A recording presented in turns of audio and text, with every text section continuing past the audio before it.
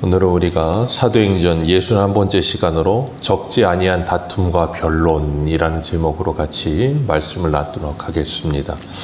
1차 전도 여행을 마친 바울과 바나바는 자신들이 다녔던 도시를 다시 돌아오면서 제자들을 돌아보며 그들의 마음을 굳게 하여 믿음에 머물러 있기를 권했습니다. 그리고 하나님의 나라에 들어가려면 많은 환난을 겪어야 한다라는 것을 가르쳤고 사도 바울과 바나바가 몸소 보여주었습니다. 그리고 그 교회의 리더들을 세워서 그 교회를 주께 부탁하고 안디옥 교회로 돌아왔어요. 자기들이 이 선교를 나갈 수 있도록 자기들을 파송한 교회였던 그 안디옥에 돌아와서 성도들과 교회들을 모아놓고 그동안에 있었던 모든 선교 보고를 하고 그들과 오래도록 함께 있었다. 그렇게 14장이 끝납니다. 그렇게 오래도록 함께 있었다 그랬는데 그 가운데 15장 1절을 보면 어떤 사람들이 예루살렘에서부터 내려옵니다. 이 어떤 사람들이 예루살렘 유대로부터 내려와가지고 안디옥 교회의 성도들, 그 형제들을 가르쳐요. 그들을 가르치는데 그들이 뭐라고 가르치냐면 모세의 법대로 할례를 받지 아니하면 능히 구원을 받지 못하리라 한다는 거예요. 유대로부터 사람들이 내려와서 안디옥 교회 성도들을 가르칩니다. 그런데 그 가르치는 사람들이 여전히 뭐에 사로잡혀 있는가 하면 모세의 율법에 사로잡혀 있어요. 모세 율법과 그리고 할례에 사로잡혀 있습니다. 이 모세 율법에 사로잡혀 있다는 말은 율법주의에 사로잡혀 있었다 그 말이에요. 그러다 보니까 그 율법주의와 할례에서 벗어나질 못해요. 예수를 믿어야 한다. 그런데 예수를 믿는 것만으로 구원받을 수 없다라고 말하는 거예요. 예수를 믿되 할례도 받아야 구원받는다. 할례를 받지 못하면 구원받지 못한다라고 하는 반기독교적인 가르침을 안디옥 교회 성도들에게 가르친 거예요. 이 할례라고 하는 것은 하나님께서 아브라함에게 언약의 표징으로 주신 거였습니다. 그래서 창세기 17장에 보면 할례를 행하라. 그러면서 너는 표표를 베어라. 이것이 나와 너희 사이에 언약의 표징이라 그러셨습니다. 언약의 표징으로 주신 거예요. 그것이 언약의 표징으로 주셨기 때문에 그때 누구도 할례를 받았냐면 이스마엘도 할례를 받습니다. 아브라함의 집에 있는 모든 남자들이 다 할례를 받습니다. 그런데 하나님은 분명히 말씀하세요. 이삭의 후손이어야 언약의 후손이라 라고 말씀하십니다. 그런데 유대인들은 이 할례를 언약의 표징이 아니라 뭐라고 생각했냐면 구원의 조건이라고 생각한 거예요. 이 할례를 받아야만 구원받는다라는 생각을 가진 거예요. 그러니까 오늘날로 말하면 천주교가 그런 식인 거예요. 세례를 받아야 구원받는다는 거예요. 세례를 받지 않으면 구원받지 못한다라고 세례를 구원의 조건으로 만들어버렸습니다. 그건 명백한 반기독교적인 생각입니다. 우리가 잊지 말아야 될 건 우리가 구원받는 조건은 유일하게 하나님의 은혜입니다. 하나님의 은혜로 주님께서 우리에게 믿음을 선물로 주셔서 예수 그리스도를 믿으면 구원받는 것이고 믿지 못하면 구원받지 못하는 거예요. 할례를 받느냐 안 받느냐, 세례를 받느냐 안 받느냐, 그건 중요하지 않습니다. 그건 구원의 조건이 될 수가 없어요. 그러니까 할례를 받는다, 세례를 받는다, 그것이 구원의 조건이 돼버리면 뭐가 되냐면 내가 그걸 행함으로 구원받는 조건을 만드는 거예요. 그걸 우리는 행위 구원이라고 하는 겁니다. 그러니 그동안 바울이 바나바와 함께 1차 전도여행 다니면서 가르쳤던 복음하고는 전혀 다른 말을 하고 있는 거예요. 그런데 그들이 그런 말을 했는데 문제는 뭐냐면 2절 말씀 우리 같이 한번 읽겠습니다. 시작.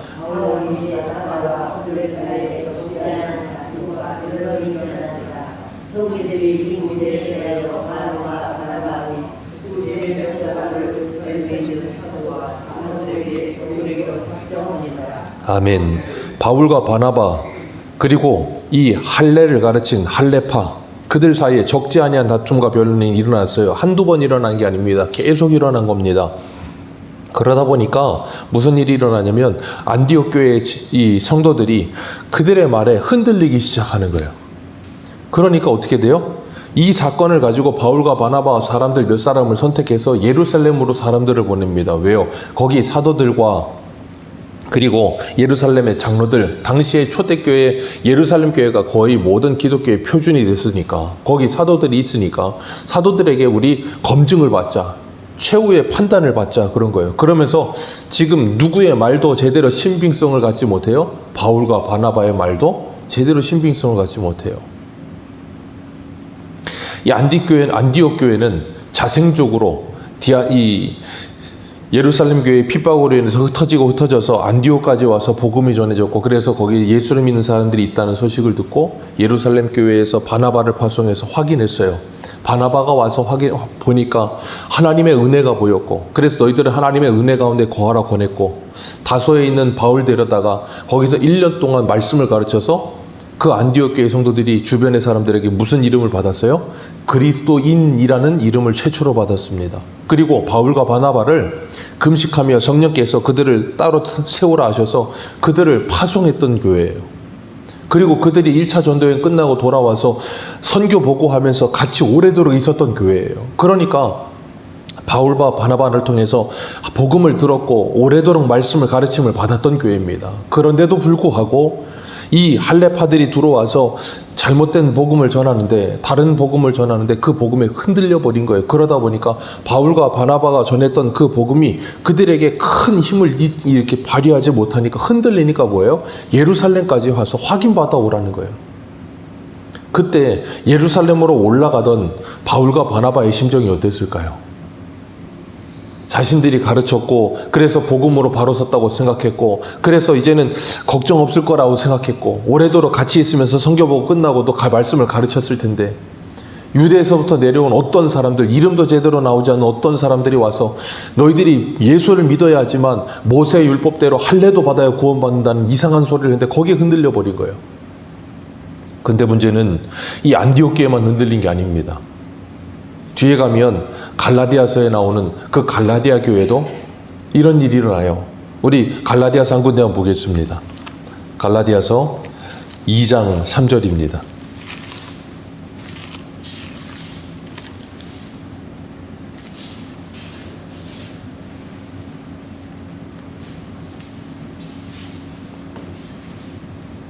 갈라디아서 2장 3절.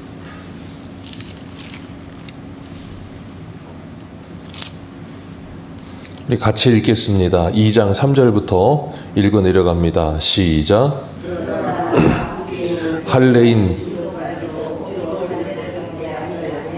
이는 가만히 들어온 거짓 형제들 때문이라. 그들이 가만히 들어온 것은 그리스도 예수 안에서 우리가 가진 자유를 엿보고 우리를 종으로 삼고자 함이로되, 그들에게 우리가 한시도 복종하지 아니하였으니 이는 복음의 진리가 항상 너희 가운데 있게 하려 함이라. 거기까지만 읽습니다. 여기 보면 5절에 한시도 복종하지 아니하였으니 라는 표현이 나오지요. 오늘 본문에 15장 1절에 뭐라 그랬어요? 15장 2절에 그들과 적지 않은 다툼과 변론이 일어났다 그랬어요. 적지 않은 다툼과 변론이 어떻게 일어났다는 거예요? 갈라디아서 2장을 보니까 한시도 복종하지 않았다는 말은 그게 계속 있었다는 거예요. 한두 번이 아니고. 그러니까 안디옥 교회에서도 그게 계속 있었고 갈라디아 교회에서도 그게 계속 있었던 거예요. 그들이 누구라고 이렇게 말해요? 4절에 보니까 가만히 들어온 형제. 이 가만히들, 이단들은 교회 안에 가만히 들어오지 생색내면서 들어오지 않습니다. 스리슬쩍 들어와가지고 거기서 세력을 만들기 시작하고, 그러면서 이상한 소리를 하고 자꾸 뭐예요? 복음에서 벗어난 다른 복음을 이야기하기 시작합니다. 그래서 교회를 뭐하게 만들어요? 분란하게 만듭니다. 그게 초대교회에서부터 있어왔던 일이에요. 오늘날 신천지만 그런 거 아는 거 아닙니다. 계속. 그러니까 우리가 교회 역사를 보면 오늘날 이단은 전도서 1장에 말하는 것처럼 해 아래 새 것이 없어요. 옛날에 하던 거 그대로 합니다. 왜냐하면 이 초대교회도 사람이고 지금도 사람입니다. 사람에서 머리에서 나오는 건 그 이상을 뛰어넘지 못해요. 과학 문명이 아무리 발달해도 그 이상 뛰어넘지 못합니다. 항상 똑같습니다. 그들이 하는 일이 뭐예요? 억지로 할례를 행하는 것. 그래서 바울이 헬라인이었던 디도까지도 억지로 할례를 받지 않게 했다 그랬어요. 왜요? 이 할례파 사람들이 할례 받아야 구원받는다고 하니까 바울이 헬라인이었던 디도에게 할례 받지 못하게 했어요. 그런데 바울이 여기서 뭐라 그러냐면 참 재밌는 표현을 써요. 내가 다른 복음이라는 표현을 씁니다. 갈라디아서 1장에 보면 1장 6절과 7절 같이 한번 읽어봅니다. 1장 6절과 7절, 8절까지만 읽습니다. 시작. 그리스도의 은혜를 너희에게 부르는 일을 이같이 속히 떠나 다른 복음 따르는 것을 내가 이상히 여기노라. 다른 복음은 없나니 다만 어떤 사람들이 너희를 교란하여 그리스도의 복음을 변하게 하려 함이라. 그러나 우리나 혹은 하늘로부터 오는 천사라도 우리가 너희에게 전한 복음 외에 다른 복음을 전하면 저주를 받을지어다. 바울이 아예 뭘 해요? 저주를 선포합니다. 다른 복음 없다. 예수를 믿음으로 구원받는 것이지 할례를 받아야 된다고 하는 그런 잘못된 다른 복음은 저주를 받을지어다라고 아예 사도 바울이 그냥 저주를 쏟아붓습니다. 왜 그래요? 이게 그냥 보통 문제가 아니었어요. 그래서 우리 한 군데만 더 봅니다. 이 갈라디아서 조금만 더 남겨주셔서 어디를 보시냐면 갈라디아서 6장 보겠습니다. 갈라디아서 6장 12절.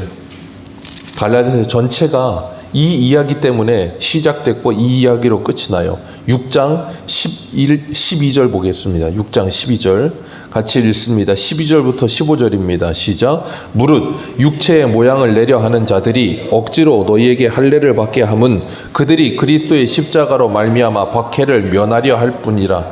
할례를 받은 그들에게도 스스로 율법은 지키지 아니하고 너희에게 율법을 받게 하려 할례를 받게 하려 하는 것은 그들이 너희의 육체를 자랑하려 함이라.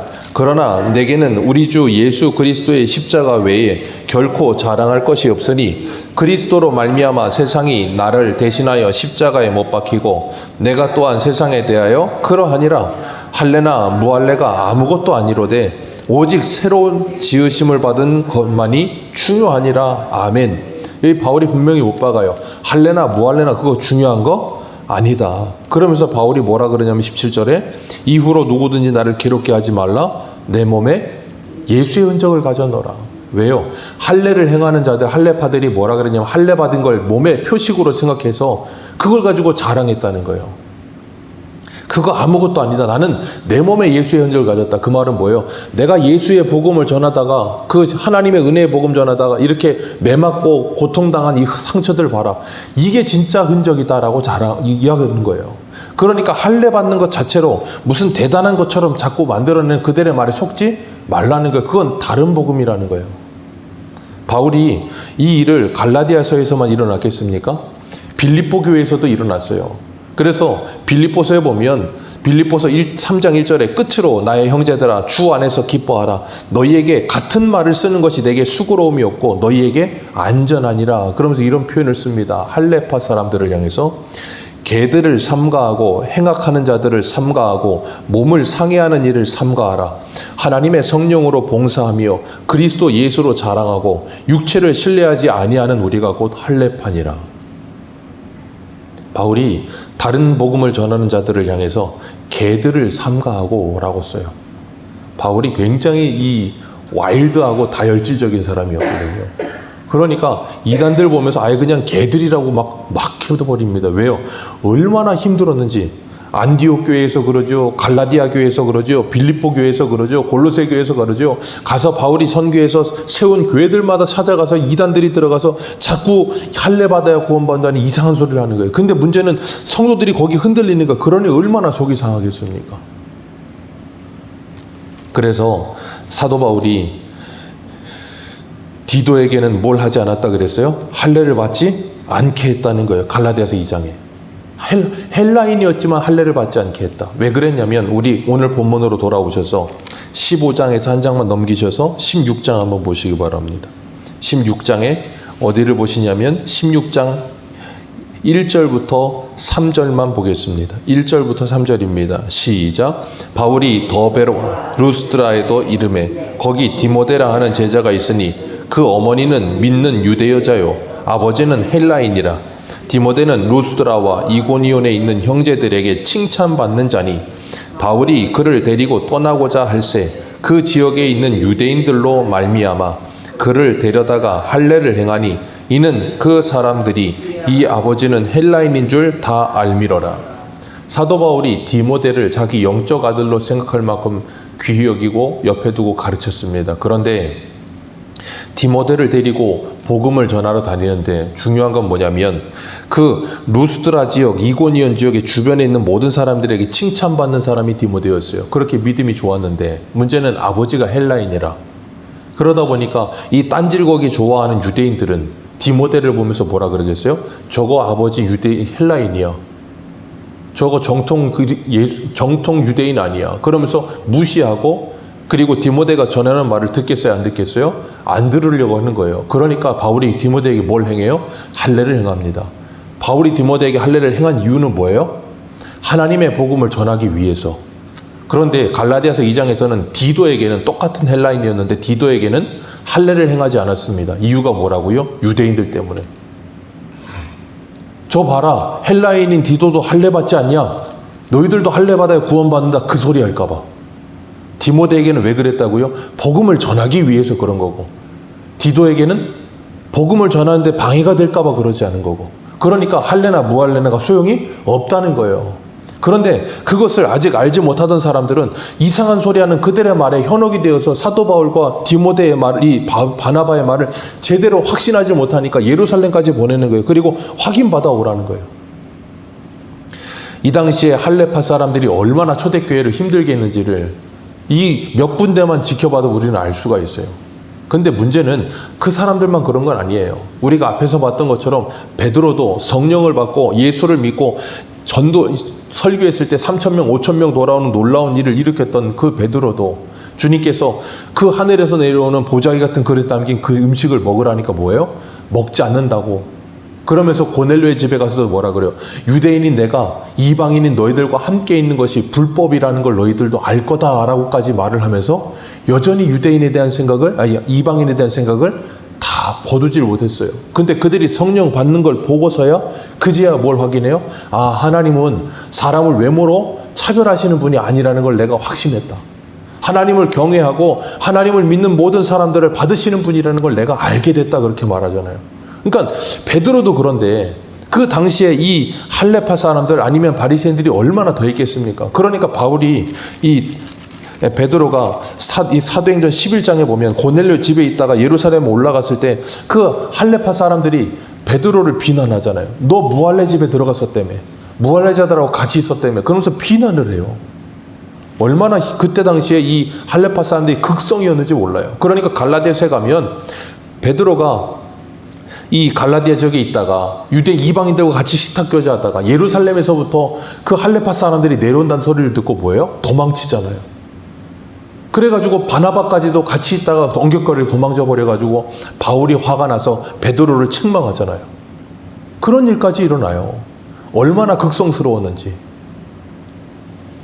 그러니까 사도 바울도 그렇고 베드로도 그렇고 이 예수를 믿는다고는 하지만 여전히 율법에서 완전히 벗어나지 아니한 이 할레파 사람들, 그리고 바리새파 사람들 때문에 얼마나 곤욕을 당하고 힘들었는지 모릅니다. 그들이 여전히 모세 율법에서 벗어나지를 못하는 거예요. 그러니까 이 일 때문에 파송을 받아서 예루살렘에 올라가서 확답을 받으려고 가는데 참 재밌는 건 바울과 바나바가 예루살렘으로 직행하질 않아요. 가면서 사마리아도 갔다가 베니게도 갔다가 거기 가서 또 뭐합니까? 이방인들도 예수를 믿고 구원받더라. 그리고 그들에게 말해줬더니 그들이 뭐예요? 기뻐하는 거예요. 그러면서 가서 뭐합니까? 전하는 거예요, 복음을. 그리고 예루살렘에 올라가요. 예루살렘에 갔더니 거기에 있던 사도들과 장로들이 영접하였다 그랬어요. 근데 더 충격적인 건 안디옥에서 한 예루살렘까지 걸어가면 한 15일에서 보름에서 20일 정도 걸리거든요. 그 정도 먼 거리를 걸어가서 이 할레파 사람들 때문에 골치 아픈 일을 가지고 확답을 받기 위해서 올라갔는데 예루살렘 교회에서 무슨 일을 해요? 5절 같이 읽습니다. 시작. 바리새파 중에 어떤 믿는 사람이 일어나나 말하되 이방인에게 할례를 하고 모세의 신을 지키라고 하는 것이 마땅하다고냐. 아멘. 확답 받으러 올라갔더니 거기서 이 소리를 합니다. 그러니 바울과 바나바가 얼마나 속이 뒤집어졌겠습니까? 예루살렘 교회는 괜찮겠지 하고 올라갔더니 거기에도 이런 사람들이 있는 거예요. 그러니 이런 상황에서 이 얼마나 힘든 상황이겠어요. 그래서 이 상황에서 누가 나타나요? 베드로가 나타나는 거예요. 그래서 하나님께서 야고보가 순교하고 다음 타자로 베드로를 헤롯이 잡아왔는데 베드로를 살려놓으신 거예요. 왜요?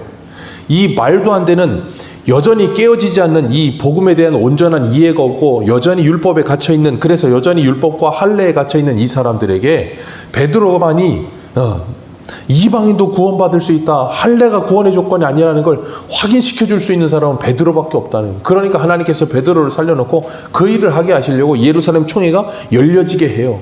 뭐 때문에요? 이 할례 문제 때문에. 이걸 벗어나질 못하는 거예요. 우리가 주일 오전에도 로마서 14장 하면서 주님께서 그러셨어요. 약한 자들을 판단하지 말고 비판하지 말고 받아라. 하나님께서 받으신 자들이다, 그렇게 말씀하셨어요. 그렇기 때문에 우리가 예수 그리스도를 믿는 가운데 믿음이 약한 자들을 받아야 합니다. 그런데 문제는 뭐냐면 받아야 될 게 있고요, 절대 받지 말아야 될 게 있는 거예요. 받아야 될 건 뭐예요? 진리의 문제가 아닐 때는 얼마든지 타협할 수 있고 얼마든지 받아줄 수 있습니다. 그런데 진리의 문제에 있어서는 죽는 한이 있어도 받아줄 수가 없는 거예요. 바울과 바나바가 뭐 했어요? 죽도록 싸우면서 절대 한순간도 그들을 허용하지 않습니다. 왜요? 그건 주의 복음이 완전히 망가져 버리는 거예요. 예수 그리스도를 믿음으로 구원받아야 되는데 다른 조건이 생겨버리는 거예요. 그건 이단입니다. 그래서 받을 수가 없는 거예요. 그러니까 우리가 예수를 믿으면서 교회 생활을 하면서 얼마든지 교회 안에서, 오늘날에는 이런 말도 안 되는 걸 가지고 당연히 분란이 일어나거나 싸울 필요는 없겠죠. 당연한 거니까. 그러나 그렇지 않은 것들에 있어서도 여전히 복음의 진리의 가장 기본적이고 핵심적인 진리에 있어서도 흔들리는 사람들이 있을 수 있다는 거예요. 그들을 우리는 뭐 해야 돼요? 그들을 바르게 가르쳐 주어야 되는 거예요. 안디옥 교회도, 빌립보 교회도, 골로새 교회도, 갈라디아 교회도 이런 말도 안 되는 일들 때문에 수없이 많은 싸움이 있었지만 바울은 그 싸움을 포기하지 않았습니다. 오늘도 우리가 주의 진리를 지키며 그 진리로 내 가정과 교회와 이 나라를 지키며, 그리고 이 진리 가운데 세상 사람들을 품기 위해서 비진리에 있어서는 그들을 포용하고 그들을 받아주며 그들이 주의 진리로 말미암아 변화되어 줄 수 있도록, 우리가 진리가 변화되어서 다른 복음을 따르는 것이 아니라, 다른 복음, 다른 예수, 다른 영을 따르는 것이 아니라 성경에서 말하는 바른 예수, 바른 복음, 바른 영을 따르며 하나님의 말씀을 수호하며 이 어두워져가는 세상 속에, 제가 예전에 계시록 하면서 말씀을 드렸어요. 오늘날의 시대에 우리에게 있어서 마지막 전쟁은 진리 전쟁이라고 분명히 말씀을 드렸습니다. 하나님의 진리를 무너뜨리는 일은 끊임없이 찾아올 겁니다. 쉬지 않고 찾아옵니다. 가만히 들어옵니다. 거기에서 우리가 이 진리를 지킬 수 있는 유일한 방법은 주의 말씀 위에 굳게 서는 것밖에 없습니다. 그거 외에는 없어요. 지금 이 바울이 바나바와 함께 복음을 전하는 데 있어서 예루살렘 교회까지 다른 복음이 가득했어요. 그걸 바로잡는 일은 쉽지 않습니다. 오늘날도 마찬가지입니다. 하나님의 말씀을 가르치고 말씀을 우리가 함께 나누다 보면 다른 복음을 가진 사람들이 얼마나 많은지 몰라요. 그게 이단이 아니라 할지라도, 내가 그동안 올바른 교회에서 신앙생활을 했다 할지라도 잘못된 복음으로 나를 사로잡고 있던 것들이 엄청나게 많습니다. 그것들을 다 뭐 해야 돼요? 깨트려야 되는 거예요. 그 모든 것을 깨트리고 하나님의 말씀으로 내 신앙을 바로 세우지 않으면 우리는 건강한 신앙이 될 수 없어요. 그래서 우리가 예레미야 하면서도 뭐라 그러셨어요? 하나님께서 하나님의 심판을 어디에서부터 시작하신다고요? 하나님의 이름의 거룩한 성전에서부터, 그 성에서부터. 베드로전서 4장에 뭐라 했어요? 하나님의 교회에서부터 하나님의 심판을 시작할 것이다. 그래서 뭐예요? 교회와 성도들을 개혁하고 그들이 개혁되어지는 가운데 그 심판 같은, 징계 같은 개혁을 통해 올바르게 세워지고 나면 저 교회 밖에 있는 사람들의 심판이 얼마나 두려운 심판이겠느냐, 그렇게 말씀하세요. 오늘도 우리가 이 혼탁해져가는 세상 속에서 하나님의 말씀을 붙들고 그 말씀을 지키기 위해서라면 타협하지 않을 수 있는 그런 담대함과 확신을 가지고 이 세상을 하나님의 복음으로 변화시켜가는 저와 여러분들 되시기를 주님의 이름으로 축복합니다. 기도하겠습니다.